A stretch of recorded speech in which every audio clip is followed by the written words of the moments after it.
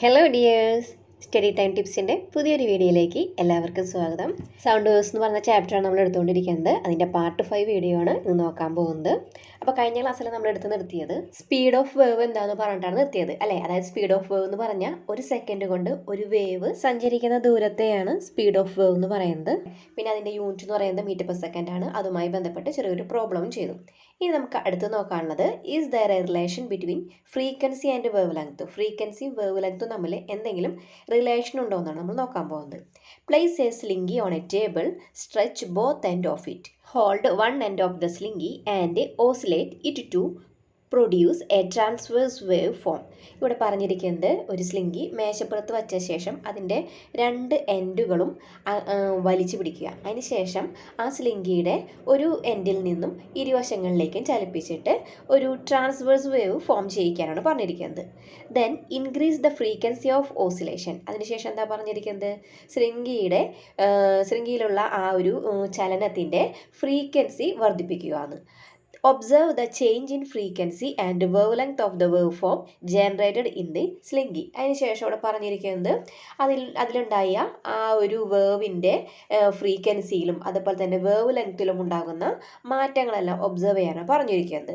If the frequency of the wave is changed will the wave length change. അതായത് ഒരു വേവിൻ്റെ frequency വ്യത്യാസപ്പെടുത്താമെന്നുണ്ടെങ്കിൽ ആ ഒരു വേവിൻ്റെ wave ലെങ്ത്തിൽ എന്തെങ്കിലും മാറ്റം ഉണ്ടാകുന്നു. അപ്പോൾ ഒരു പറഞ്ഞ എക്സ്പെരിമെൻറ്റ് നിങ്ങൾ കണ്ടിന്യൂസ് ആയിട്ട് ചെയ്യുകയാണെന്നുണ്ടെങ്കിൽ നിങ്ങൾക്ക് അതിൽ നിന്ന് മനസ്സിലാവാൻ സാധിക്കുന്നത് ഫ്രീക്വൻസിക്ക് അനുസരിച്ച് വേവ് ലെങ്ത്തിലും വ്യത്യാസം ഉണ്ടാകും എന്നാണ് മനസ്സിലാവാൻ പറ്റുന്നത്.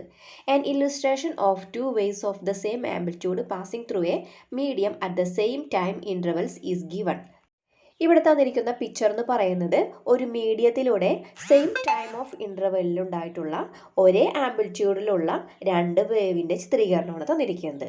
ഇനി ഇവിടെ ഒന്ന് രണ്ട് ക്വസ്റ്റ്യൻ തന്നിട്ടുണ്ട്, നമുക്കതൊന്ന് ആൻസർ ചെയ്യാം. In the figure 1.14a what is the wave length of the wave. ഇവിടെ തന്നിരിക്കുന്ന ഒരു ചിത്രം 1.14a എന്ന് പറയുന്ന ചിത്രത്തിലെ ആ ഒരു വേവിൻ്റെ വേവ് ലെങ്ത് എത്രയാണെന്നാണ് ചോദിച്ചിട്ടുള്ളത്. അതിന് താഴെ ഒരു ക്വസ്റ്റ്യനും കൂടി ഉണ്ട്. What is the wave length of the wave in figure 1.14b. അപ്പോൾ ഈ തന്നിരിക്കുന്ന രണ്ട് പിക്ചറിലുള്ള ആ ഒരു വേവിൻ്റെ വേവ് ലെങ്ത് കണ്ടുപിടിക്കണം. അപ്പോൾ നമുക്കൊന്ന് നോക്കാം. വേവ് ലെങ്ത് എന്ന് പറയുന്നത് ഒരു വേവ് സഞ്ചരിക്കാൻ എടുക്കുന്ന ദൂരമാണ് അല്ലേ. അപ്പോൾ നമുക്കിവിടെ പറയാം 0 to 4 വരെയാണ് ഒരു വേവ് എന്ന് പറയുന്നത്. അപ്പോൾ അത് സഞ്ചരിക്കാൻ എടുക്കുന്ന ദൂരം എന്ന് പറയുന്നത് എത്രയാണ്? 4 മീറ്റർ ആണ്. അപ്പോൾ നമുക്കിവിടെ വേവ് ലെങ്ത് ആയിട്ട് 4 എടുക്കാം. ഓക്കെ, അതുപോലെ തന്നെ 1.14b എന്ന് പറയുന്ന പിക്ചറിലും ഒരു വേവ് എന്ന് പറയുന്നത് 0 to 2 വരെയാണ് അല്ലേ. അപ്പോൾ ഇതിൻ്റെ വേവ് ലെങ്ത് എന്ന് പറയുന്നത് 2 മീറ്റർ ആണ്. അപ്പോൾ അതിൻ്റെ ആൻസർ നമുക്കിവിടെ എഴുതാം. ഒന്നാമത്തെ വേവിൻ്റെ വേവ് ലെങ്ത് 4 മീറ്ററും രണ്ടാമത്തെ വേവിൻ്റെ വേവ് ലെങ്ത് എന്ന് പറയുന്നത് 2 മീറ്റർ ആണ്. ഇനി അടുത്ത question. In figure 1.14a if both the waves take 1 second to travel a distance 12 meter, what is the frequency of the wave? ഇവിടെ എ എന്ന് പറയുന്ന പിക്ചറിലുള്ള വേവിൻ്റെ ഫ്രീക്വൻസി കണ്ടുപിടിക്കാനാണ് പറഞ്ഞിട്ടുള്ളത്. ഇവിടെ രണ്ട് വേവും സഞ്ചരിക്കുന്ന ദൂരം എന്ന് പറയുന്നത് 12 മീറ്റർ ആണ് അല്ലേ. അതിന് വേണ്ടിയിട്ട് 1 സെക്കൻഡ് സമയം എടുക്കുന്നതാണ് പറഞ്ഞിട്ടുള്ളത്. അപ്പോൾ നമ്മുടെ അടുത്ത് ഫ്രീക്വൻസി കണ്ടുപിടിക്കാനാണ് പറഞ്ഞിട്ടുള്ളത് ഒന്നാമത്തെ വേവിൻ്റെ. ഫ്രീക്വൻസി എന്ന് പറഞ്ഞിട്ടുണ്ടെങ്കിൽ ഒരു സെക്കൻഡിൽ ഉണ്ടാകുന്ന സൈക്കിളുകളുടെ എണ്ണമാണ് അല്ലേ. അപ്പോൾ ആദ്യത്തെ പിക്ചറിൽ നോക്കുമ്പോൾ എത്ര സൈക്കിൾ ഉണ്ടാവുന്നുണ്ട്? 0 to 4 വരെ ഒരു സൈക്കിള്, 4 to 8 വരെ രണ്ടാമത്തെ സൈക്കിള്, 8 to 12 വരെ മൂന്നാമത്തെ സൈക്കിള് അല്ലേ. അപ്പോൾ അതിൻ്റെ ഫ്രീക്വൻസി എന്ന് പറയുന്നത് 3 ഹെഡ്സ് ആയിരിക്കും അല്ലേ. അടുത്ത ക്വസ്റ്റ്യൻ. 1.14bയിലുള്ള വേവിൻ്റെ ഫ്രീക്വൻസി കൂടി കണ്ടുപിടിക്കാൻ പറഞ്ഞിട്ടുണ്ട്. അപ്പോൾ നമുക്ക് അതും കൂടി ഒന്ന് നോക്കാം. രണ്ടാമത്തെ വേവിൻ്റെ ഫ്രീക്വൻസി എന്ന് പറയുന്നത് 6 ആണ്. അതായത് 0 to 2 വരെ ഒരു wave, 2 to 4, 4 to 6, 6 to 8, 8 to 10, 10 to 12 അങ്ങനെ 6 വേവ്സ് ഉണ്ടാവണം അല്ലേ. അപ്പോൾ ഒരു സെക്കൻഡിൽ ഉണ്ടാകുന്ന വേവ്സ് ആണ് 6. അപ്പോൾ അതിൻ്റെ ഫ്രീക്വൻസി എന്ന് പറയുന്നത് 6 ഹെഡ്സ് ആണ്. അടുത്ത question. Which wave has A longer wave length. ഏത് വേവിനാണ് വേവ് ലെങ്ത് കൂടുതൽ? അതായത് ആദ്യത്തെ വേവിൻ്റെ വേവ് ലെങ്ത് എന്ന് പറയുന്നത് 4 മീറ്റർ ആയിരുന്നു, രണ്ടാമത്തേൻ്റെ 2 മീറ്റർ അല്ലേ ഉണ്ടായിരുന്നുള്ളൂ. അപ്പോൾ വേവ് ലെങ്ത് കൂടുതലുള്ളത് ഏതിനാ? ആദ്യത്തെ വേവിനാണ് അല്ലേ. Question. Which wave has A higher frequency. Frequency കൂടുതലുള്ളത് ഏത് വേവിനായിരുന്നു? രണ്ടാമത്തെ വേവിനായിരുന്നു ഫ്രീക്വൻസി കൂടുതൽ. What is the relation between wave length and frequency. Wave ലെങ്ത്തും ഫ്രീക്വൻസിയും തമ്മിലുള്ള ബന്ധം എന്താണെന്ന് ഇതിൽ നിന്ന് നിങ്ങൾക്ക് എന്താ മനസ്സിലാവുന്നത്? അതായത് ഫ്രീക്വൻസി ഇൻക്രീസ് ചെയ്യുമ്പോൾ വേവ് ലെങ്ത് കുറയാണ് ചെയ്യുന്നത് അല്ലേ. അതുപോലെ തന്നെ ഫ്രീക്വൻസി കുറയുമ്പോൾ വേവ് ലെങ്ത് ഇൻക്രീസ് ചെയ്യുന്നു. അപ്പോൾ രണ്ടും ഇൻവേഴ്സ്ലി പ്രൊപ്പോർഷണൽ ആണ് അല്ലേ. ഒന്ന് കൂടുമ്പോൾ ഒന്ന് കുറയും, അങ്ങനെയാണ് വന്നിരിക്കുന്നത്. അപ്പോൾ എഴുതാം when frequency increases wavelength decreases and when frequency decreases the wavelength increases. They are inversely proportional to each other. The time taken by both the waves to travel a distance of 12 meter is equal. So the speed of the wave will be equal. അതായത് രണ്ട് വേവും 12 metre ദൂരത്താണ് സഞ്ചരിക്കുന്നത് അല്ലേ, അതിനടുത്ത സമയവും തുല്യമാണ്. അങ്ങനെയാണെന്നുണ്ടെങ്കിൽ അവർ തമ്മിൽ അവരുടെ സ്പീഡ് തുല്യമായിരിക്കണം അല്ലേ. When the speed is constant, frequency of the wave is inversely proportional to the wavelength. അതായത് സ്പീഡ് കോൺസ്റ്റന്റ് ആയിരിക്കുന്ന സമയത്ത് ഒരു വേവിൻ്റെ ഫ്രീക്വൻസി വേവ് ലെങ്ത്തിന് ഇൻവേഴ്സ്ലി പ്രൊപ്പോർഷണൽ ആയിരിക്കും എന്നാണ് പറഞ്ഞിരിക്കുന്നത്. അതായത് ഒന്ന് കൂടുമ്പോൾ ഒന്ന് കുറയാം, അതാണ് ഇൻവേഴ്സ്ലി പ്രൊപ്പോർഷണൽ എന്ന് പറയുന്നത്. അതായത് F is directly proportional to 1/λ. Okay അല്ലേ. അതായത് 1/λ എന്ന് ഉദ്ദേശിക്കുന്നത് എഫ് കൂടുമ്പോൾ ലാംഡ കുറയുക, അതാണ് ഉദ്ദേശിക്കുന്നത് കേട്ടോ. അതാണ് 1/λ എന്ന് കൊടുത്തിരിക്കുന്നത്. ഓക്കെ അല്ലേ. അപ്പോൾ ഇവിടെ ഫ്രീക്വൻസിയും വേവ് ലെങ്ത്തും തമ്മിലുള്ള റിലേഷൻ മനസ്സിലായല്ലോ. ഫ്രീക്വൻസി കൂടുമ്പോൾ വേവ് ലെങ്ത് കുറയും. ഇനി അടുത്ത് നോക്കാൻ പോകുന്നത് the relation between speed of wave, frequency and wave length. ഇനി എന്തൊക്കെ തമ്മിലുള്ള റിലേഷൻ നോക്കാൻ പോകുന്നത് സ്പീഡ് ഓഫ് വേവും ഫ്രീക്വൻസിയും വേവ് ലെങ്ത്തും തമ്മിലുള്ള റിലേഷനാണ് നോക്കാൻ പോകുന്നത്. Analyse the figure 1.15 and answer the questions given below. ഇവിടെ ഒരു പിക്ചർ തന്നിട്ടുണ്ട്, അതുമായി ബന്ധപ്പെട്ട് കുറച്ച് ക്വസ്റ്റ്യൻ തന്നിട്ടുണ്ട്, അത് നമുക്ക് നോക്കാം. What is the wave length? തന്നിരിക്കുന്ന ആ ഒരു പിക്ചറിൻ്റെ വേവ് ലെങ്ത് എത്രയാണ് ചോദിച്ചിരിക്കുന്നത്. ഇവിടെ നമുക്ക് 0 to 2 വരെയാണ് ഒരു വേവ് സഞ്ചരിക്കുന്നത് അല്ലേ. അപ്പോൾ അതിൻ്റെ വേവ് ലെങ്ത് എന്ന് പറയുന്നത് 2 മീറ്റർ ആയിരിക്കും. അടുത്ത question, if the wave takes 1 second to reach A from O, what is the frequency? ഇവിടെ ഈ ഒരു വേവ് 0-യിൽ നിന്നും എ എന്ന് പറയുന്ന പോയിന്റ് എത്താൻ വേണ്ടിയിട്ട് 1 സെക്കൻഡ് സമയം എടുക്കുന്നുവെങ്കിൽ അതിൻ്റെ ഫ്രീക്വൻസി കണ്ടുപിടിക്കാനാണ് പറഞ്ഞിരിക്കുന്നത്. അപ്പോൾ നമുക്ക് നോക്കാം ഫ്രീക്വൻസി എത്രയാണ്. 0 to 2 വരെ ഒരു വേവ് ആണ് അല്ലേ, 2 to 4 വരെ രണ്ടാമത്തെ വേവ്, 4 to 6 വരെ മൂന്നാമത്തെ വേവ്. അപ്പോൾ 1 സെക്കൻഡിൽ എത്ര വേവ് ഉണ്ടാവുന്നുണ്ട്? 3 ഉണ്ടാവുന്നുണ്ട് അല്ലേ. അപ്പോൾ അത്രയും ആണ് അതിൻ്റെ ഫ്രീക്വൻസി എന്ന് പറയുന്നത്. മൂന്നാമത്തെ question, is in the speed of a wave the distance travelled by it in 1 second. What is the speed of wave V? ഇവിടെ പറഞ്ഞിരിക്കുന്നത് 1 സെക്കൻഡിൽ ഒരു വേവ് സഞ്ചരിച്ച ദൂരമല്ലേ അതിൻ്റെ സ്പീഡ് എന്ന് പറയുന്നത്. അങ്ങനെയാണെന്നുണ്ടെങ്കിൽ വി എത്രയാണെന്നാണ് ചോദിച്ചിരിക്കുന്നത്.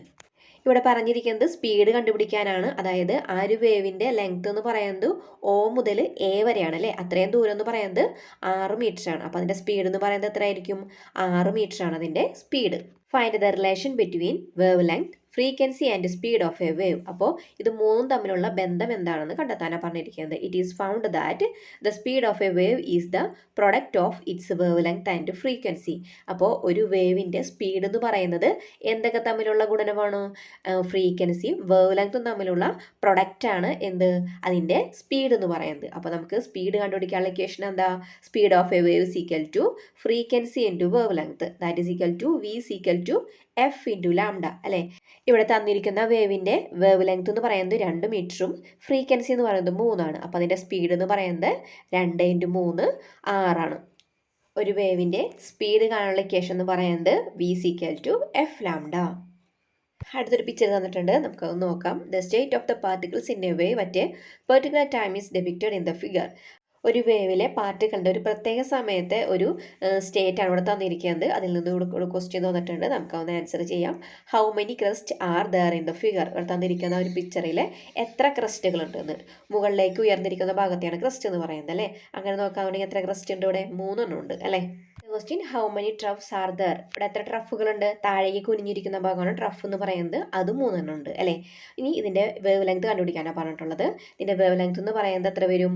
0 തുടങ്ങിയിട്ട് 8 എന്ന് പറയുന്ന പോയിന്റ് വരെയാണ് അതിൻ്റെ വേവ് ലെങ്ത് വരുന്നത് അല്ലേ. അപ്പോൾ അതിൻ്റെ വേവ് ലെങ്ത് എന്ന് പറയുന്നത് 8 മീറ്റർ ആയിരിക്കും. അടുത്ത question, if the frequency of A longitudinal wave travelling at A speed of 350 meter per second in the air is 35 hertz, what is the distance between 2 consecutive compressions of this wave? Question ഒന്ന് explain ചെയ്യാം. അതായത് വായുവിൽ 350 meter per second സ്പീഡിൽ സഞ്ചരിക്കുന്ന ഒരു longitudinal വേവിൻ്റെ frequency എന്ന് പറയുന്നത് 35 hertz ആണ്. അങ്ങനെയാണെന്നുണ്ടെങ്കിൽ ഈ ഒരു വേവിൻ്റെ അടുത്തടുത്ത 2 കംപ്രഷനുകൾ തമ്മിലുള്ള ഡിസ്റ്റൻസ് എത്രയാണെന്ന് ചോദിച്ചിട്ടുള്ളത്. അപ്പോൾ നമുക്കൊന്ന് നോക്കിയാലോ. ഇവിടെ വേവ് സഞ്ചരിക്കുന്ന സ്പീഡ് എന്ന് പറയുന്നത് 350 meter per second ആണ്. ഫ്രീക്വൻസി എന്ന് പറയുന്നത് 35 ഹെർട്സ് ആണ്. അപ്പോൾ രണ്ട് കംപ്രഷനുകൾ തമ്മിലുള്ള ഡിസ്റ്റൻസ് എന്ന് ഉദ്ദേശിക്കുന്നതാണ് എന്ത്, വേവ് ലെങ്ത് അല്ലേ. അപ്പോൾ നമുക്ക് വേവ് ലെങ്ത് ആണ് കണ്ടുപിടിക്കേണ്ടത്. അപ്പോൾ വേവ് ലെങ്ത് കാണാനുള്ള ഇക്വേഷൻ എന്ന് പറഞ്ഞാൽ lambda equal to V by F ആണ്. ഇവിടെ വി തന്നിട്ടുള്ളത് 350ഉം എഫ് എന്ന് പറയുന്നത് 35 ആണ്. അപ്പോൾ 350 ബൈ 35 എന്ത് വരും, 10 മീറ്റർ ആണ് നമ്മുടെ ആൻസർ വരുന്നത്. അടുത്ത ക്വസ്റ്റ്യൻ പറഞ്ഞിരിക്കുന്നത് what about the distance between two consecutive റയർ ഫ്രാക്ഷനും തമ്മിലുള്ള ഡിസ്റ്റൻസ് എന്ന് പറയുന്നതും 10 മീറ്റർ തന്നെയായിരിക്കും. അടുത്ത ക്വസ്റ്റ്യൻ നോക്കാം. A sound wave with a frequency of 175 hertz has a wavelength of 2 metre. Calculate the speed of sound. ഇവിടെ നമുക്ക് ഫ്രീക്വൻസി 175 ഹെർട്സ് തന്നിട്ടുണ്ട്, അതുപോലെ തന്നെ വേവ് ലെങ്ത് 2 മീറ്റർ എന്ന് തന്നിട്ടുണ്ട്. നമുക്ക് സ്പീഡാണ് കണ്ടുപിടിക്കാനുള്ളത്. ഇവിടെ തന്നിരിക്കുന്ന വാല്യൂസ് ഒക്കെ നമുക്ക് എടുത്ത് എഴുതാം. Frequency F is equal to 175 hertz, wavelength lambda is equal to 2 metre, speed V is equal to F lambda. F എന്ന് പറയുന്നത് 175, ലാംഡ എന്ന് പറയുന്നത് 2 ആണ്. 2 കൂടി ഗുണിക്കുമ്പോൾ 380 മീറ്റർ പെർ സെക്കൻഡ് ആണ് സ്പീഡ് കിട്ടുന്നത്. അടുത്ത് നോക്കാൻ പോകുന്നത് റിഫ്ലക്ഷൻ ഓഫ് സൗണ്ട്, അതായത് ശബ്ദത്തിൻ്റെ റിഫ്ലക്ഷനെ കുറിച്ചാണ് ഇനി നോക്കാൻ പോകുന്നത്. ഇവിടെ ചെറിയൊരു ആക്ടിവിറ്റി തന്നിട്ടുണ്ട്. Arrange 2 PVC pipes of 1 metre in length, a glass plate and an alarm clock as shown in the figure. 1 metre നീളമുള്ള 2 PVC പൈപ്പുകൾ, ഗ്ലാസ് പ്ലേറ്റ്, അലാം ക്ലോക്ക് എന്നിവ ചിത്രത്തിൽ കാണുന്നത് പോലെ സജ്ജീകരിക്കാനാണ് പറഞ്ഞിട്ടുള്ളത്. Adjust the pipe P at the different angles and listen to the ticking sound from the clock. അതിനുശേഷം B എന്ന് പറയുന്ന പൈപ്പ് ചിത്രത്തിൽ കാണുന്ന പോലെ ക്രമീകരിച്ചതിന് ശേഷം എ എന്ന് പറയുന്ന പൈപ്പിൻ്റെ ഭാഗത്ത് ഒരു ക്ലോക്ക് കൊണ്ടുവന്ന് വെക്കുകയാണ്. ആ ക്ലോക്കിൽ നിന്നും കേൾക്കുന്ന ശബ്ദം ബിയിലൂടെ ശ്രവിക്കാനാണ് പറഞ്ഞിരിക്കുന്നത്. What could be the reason for the ticking sound being heard from the clock through the pipe B? അപ്പോൾ ബി എന്ന് പറയുന്ന പൈപ്പിലൂടെ ആ ഒരു ശബ്ദം കേൾക്കാനുള്ള കാരണം എന്താണെന്ന്. The sound is heard through the pipe B because sound waves reflect after striking the glass plate. അപ്പോൾ ബി എന്ന് പറയുന്ന പൈപ്പിലൂടെ ആ ഒരു ശബ്ദം കേൾക്കാനുള്ള കാരണം എന്ന് പറയുന്നത് എ എന്ന് പറയുന്ന പൈപ്പിലൂടെ ആ ക്ലോക്കിൻ്റെ ശബ്ദം ചെന്ന് ആ മിനുസമായിട്ടുള്ള ഗ്ലാസ് പ്ലേറ്റിൽ തട്ടി റിഫ്ലക്റ്റ് ചെയ്യുമ്പോഴാണ് ബി എന്ന് പറയുന്ന പൈപ്പിലൂടെ ആ ശബ്ദം നമുക്ക് കേൾക്കാൻ സാധിക്കുന്നത്. Repeat the experiment using rough surfaces instead of A glass plate. അപ്പോൾ ഗ്ലാസ് പ്ലേറ്റിന് പകരം ഒരു റഫായിട്ടുള്ള ഒരു സർഫസ് ഉപയോഗിച്ചിട്ട് ഈ ഒരു എക്സ്പെരിമെൻറ്റ് റിപ്പീറ്റ് ചെയ്യാൻ. Don't you feel A decrease in the loudness of the reflecting sound, what is the reason? അപ്പോൾ ആ ഒരു റിഫ്ലക്റ്റ് ചെയ്ത് വരുന്ന ശബ്ദത്തിൻ്റെ ലൗഡ്നെസ് കുറച്ച് കുറഞ്ഞതായിട്ട് നിങ്ങൾക്ക് അനുഭവപ്പെടുന്നില്ലെന്ന്. അതിനെന്തായിരിക്കും കാരണം എന്ന് അവിടെ കൊടുത്തിട്ടുണ്ട്. Smooth surfaces reflect sound more effectively than rough surfaces. അതായത് സ്മൂത്ത് ആയിട്ടുള്ള സർഫസ് മറ്റേ റഫായിട്ടുള്ള ആ ഒരു സർഫസിനെ അപേക്ഷിച്ച് ശബ്ദത്തിനെ നന്നായിട്ട് റിഫ്ലക്റ്റ് ചെയ്യുന്നു. അതായത് റഫായിട്ടുള്ള സർഫസ് ആണെന്നുണ്ടെങ്കിൽ ശബ്ദത്തിനെ ആഗിരണം ചെയ്യാൻ, അത് അബ്സോർബ് ചെയ്യായിരിക്കും ചെയ്യണത്. ഈ മിനുസായിട്ടുള്ള പ്രതലാണെന്നുണ്ടെങ്കിൽ ശബ്ദത്തിനെ കൂടുതൽ റിഫ്ലക്റ്റ് ചെയ്യും. ഇവിടെ തന്നിരിക്കുന്നത് റിഫ്ലക്ഷൻ ഓഫ് സൗണ്ട് യൂട്ടിലൈസ് ചെയ്യുന്ന സിറ്റുവേഷൻസ് ആണ്. അതിൽ സൗണ്ട് ബോർഡ്സ് ഫിഗർ 1.18 എ എന്ന് പറയുന്ന ആ ഒരു പിക്ചറിൽ തന്നിരിക്കുന്നത് സൗണ്ട് ബോർഡിൽ നിന്നുള്ള ശബ്ദം അവിടെയുള്ള ആ ഒരു വോളിൽ തട്ടിയിട്ട് അവിടെ ഇരിക്കുന്ന ആൾക്കാരിലേക്ക് എല്ലാവരിലേക്കും ഒരേപോലെ എത്തിച്ചേരാണ് ചെയ്യുന്നത്.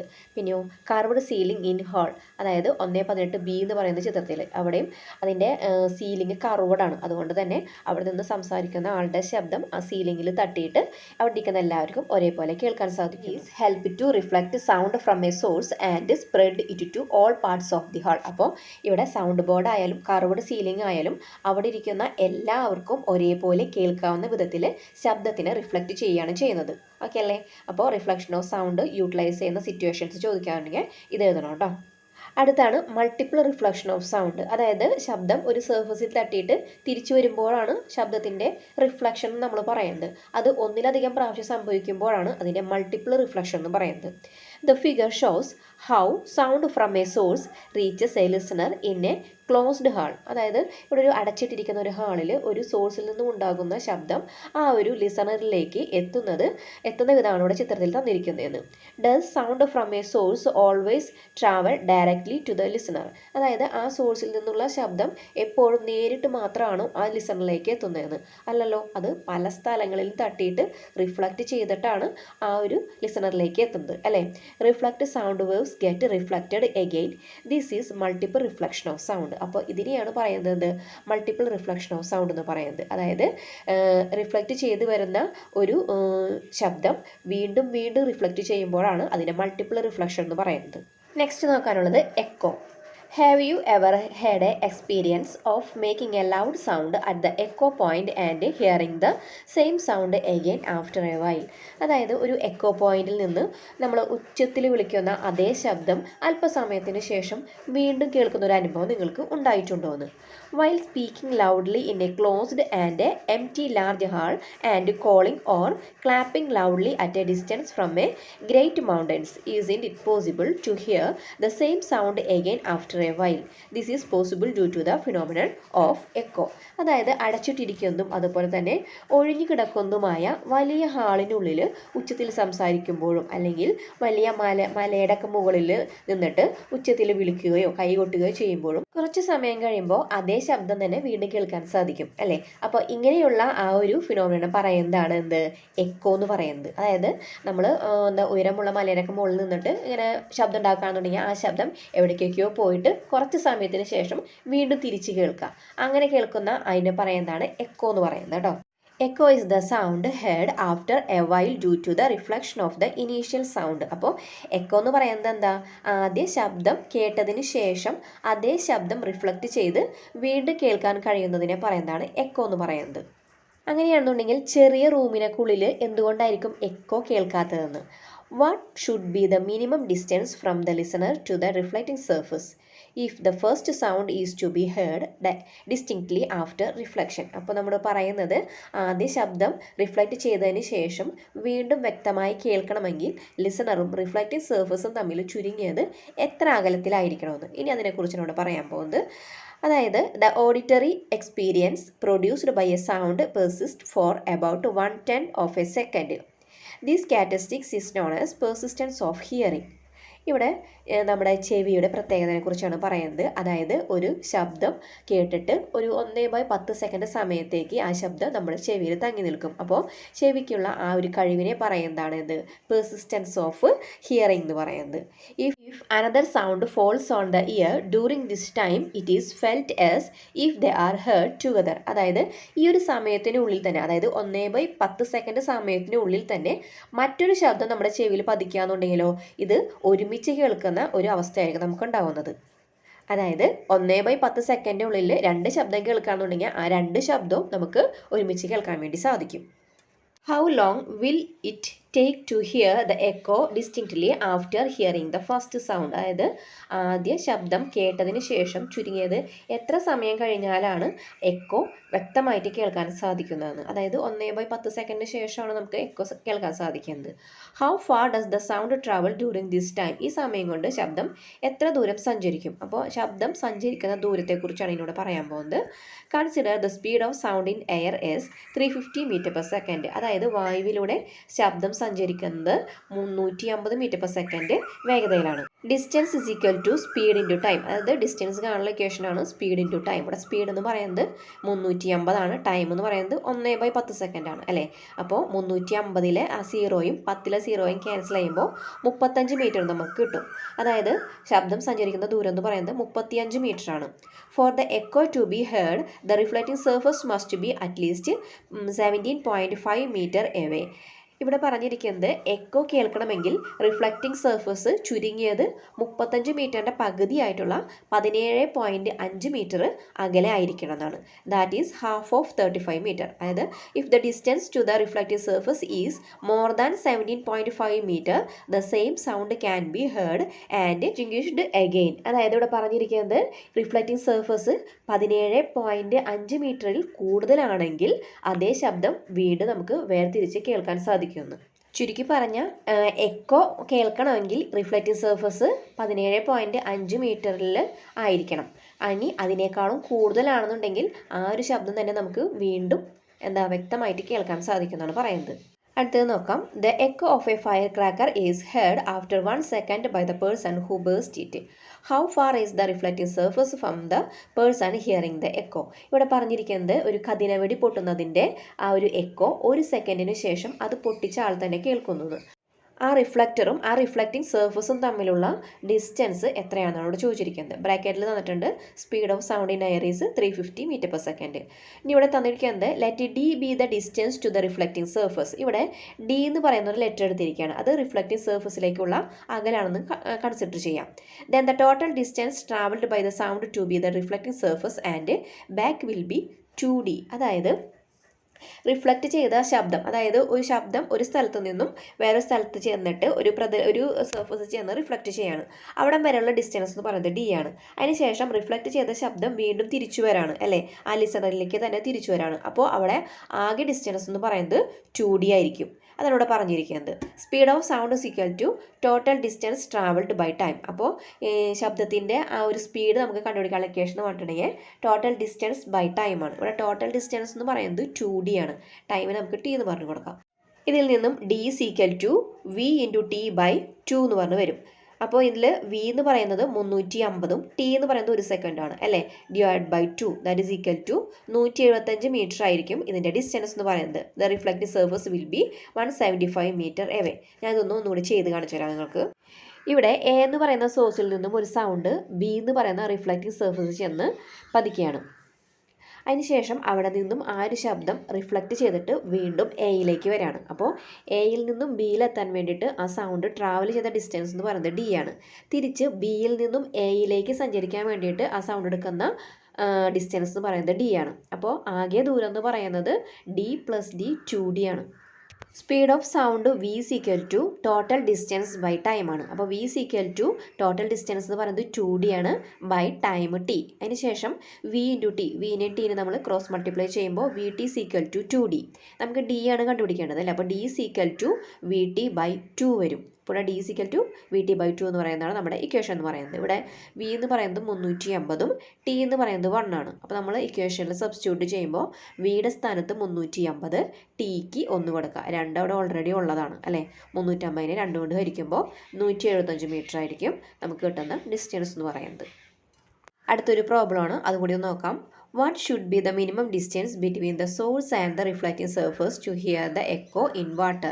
Consider the speed of sound in water as 1480 meter per second. അപ്പോൾ ഇവിടെ തന്നിരിക്കുന്നത് ചെറിയൊരു പ്രോബ്ലമാണ്. അതായത് ജലത്തിനുള്ളിൽ വെച്ചിട്ട് ഒരു എക്കോ കേൾക്കണമെങ്കിൽ ആ ഒരു സോഴ്സും റിഫ്ലക്റ്റീവ് സർഫസും തമ്മിൽ ചുരുങ്ങിയത് എത്ര അകലത്തിലായിരിക്കണമെന്ന് നമുക്ക് ചെയ്തു നോക്കാം. Speed of sound in water V is equal to 1480 തന്നിട്ടുണ്ട്. പിന്നെ നമുക്ക് എക്കോ കേൾക്കാനുള്ള ഒരു സമയം എന്ന് പറയുന്നത് 1/10 സെക്കൻഡാണ്. അപ്പോൾ Tയുടെ തന്നേക്കുന്നത് 1/10 ആണ്. Equation D is equal to VT by 2 ആണ്. V എന്ന് പറയുന്നത് 1480 ഇൻറ്റു T എന്ന് പറയുന്നത് 1/10 ആണ് അല്ലേ. അതിൻ്റെ ഓൾ ഡിവൈഡ് ബൈ 2 ഉണ്ട്. അതിൽ 1480 ഒരു 0യും 10 0യും ക്യാൻസൽ ചെയ്ത് പോകുമ്പോൾ 148 ബൈ 2 ആണ് കിട്ടുന്നത്. അപ്പോൾ അതിനെ നമ്മൾ ഡിവൈഡ് ചെയ്യുമ്പോൾ കിട്ടുന്നത് 74 മീറ്റർ ആണ്. അപ്പോൾ സോഴ്സും റിഫ്ലക്റ്റീവ് സർഫസും തമ്മിലുള്ള ഡിസ്റ്റൻസ് എന്ന് പറയുന്നത് 74 മീറ്റർ ആണ്. നിങ്ങൾക്കിത് മനസ്സിലായിട്ടുണ്ടെന്ന് വിചാരിക്കണം. അപ്പോൾ നിങ്ങൾക്ക് ഈ ഒരു വീഡിയോ ഉപകാരപ്പെട്ടെങ്കിൽ നിങ്ങളുടെ ഫ്രണ്ട്സിനൊക്കെ ഒന്ന് ഷെയർ ചെയ്യാം. ഇതിൻ്റെ ബാക്കി ഭാഗവുമായിട്ട് നമുക്ക് മറ്റൊരു വീഡിയോയിലൂടെ വീണ്ടും കാണാം.